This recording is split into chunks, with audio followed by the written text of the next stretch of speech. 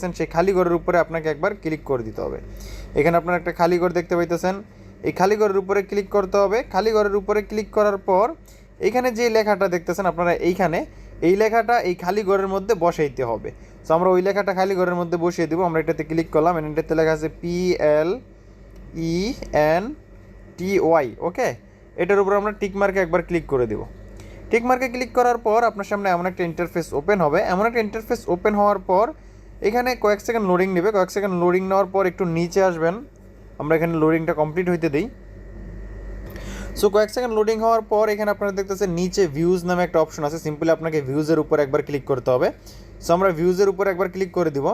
ভিউজের উপর ক্লিক করার পর আপনি যেই লিঙ্কটা কপি করছিলেন নেটওয়ার্কের টিকটকের, সেই লিঙ্কটা এখানে পেস্ট করে দিতে হবে। সো এটার উপর আপনারা পেস্ট করে দেবেন। আমরা ক্লিক করে ধরে রাখলাম।